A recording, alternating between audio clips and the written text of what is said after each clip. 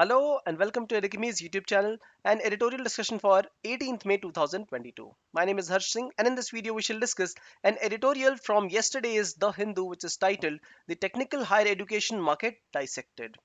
This editorial speaks about the issues that reel the technical higher education in the country, how AICTE is trying to reform them, and what are the challenges ahead. If you like this initiative, share some love through likes, comments, and shares. Let's discuss. The institutes in India like IIT, NIT, medical institutes like AIMS, IIIT, School of Planning and Architecture, National Institute of Design, and then pharmaceutical research institutes. All these educational institutes they fall in the purview of technical education, differentiated from the regular graduation degree. And you would be surprised to know the way they have grown and proliferated.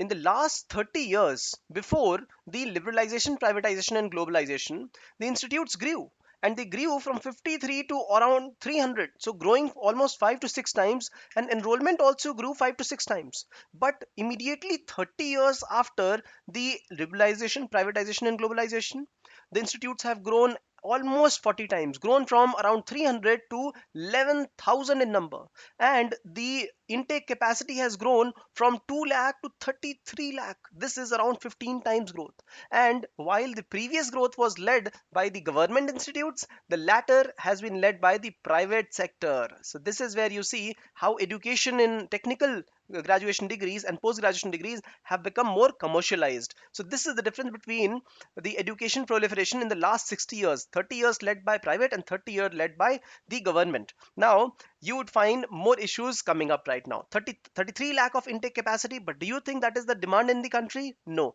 The demand for technical education in India is lower than 33 lakh, which is the per year capacity of these technical institutes. The demand is only 20 lakhs. When the demand is less than the supply, what will happen? The intake will be less, and it will also cause viability issues in the regular running of the institute, and that's what the private institutes are now facing.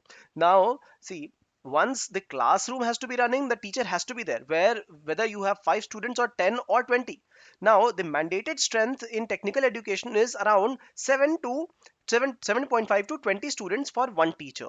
But now since the admissions are less, since there's less demand, now the student teacher ratio has fallen to 5 to even 3. Now these are the base expenditure. A teacher has to be present in the class, so this will happen. This reduces the infrastructure cost and presence in the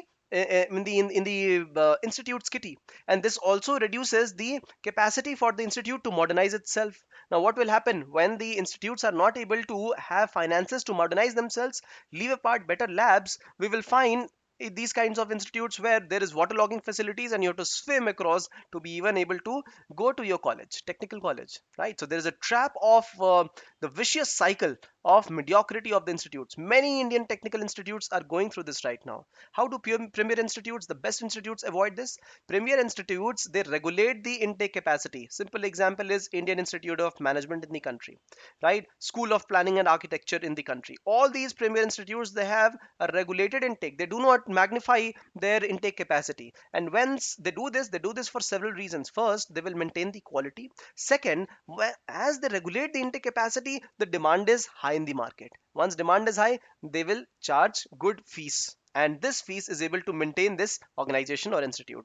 And this is generally called as the Veblen effect, where whatever is expensive is considered to be excellent, and then this is also a cycle, but this is a virtuous cycle of excellence. This is how some of the government institutes are able to take care of themselves. But what about the private ones? So many institutes are coming to AICTE for rescue. This statutory body, All India Council for Technical Education, it has the mandate of helping the educational standards, maintaining the educational standards in the country, coordinated and integrated development, one, and then maintenance of the standards in the institutes. So they can regulate the charges that have been taken by the institutions for tuition and other kind of fees. They will protect students' interest before making the education commercialized. So this is the mandate of AICTE.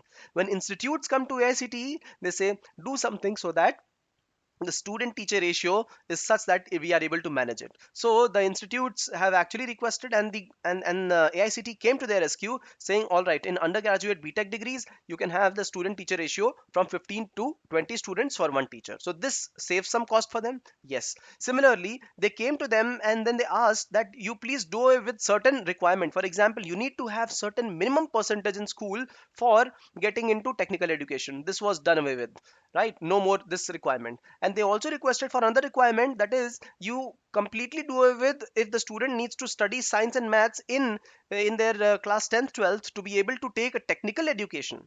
So earlier AICT agreed, but then later they retracted. They said, no, no, no, we will have to ensure that science and mathematics is studied in 12th class to be able to take up technical education. So this is how AICT is coming to rescue. Now lately AICT has also said that we will have an upper margin, upper cap and lower cap within which the fees of college will be designated.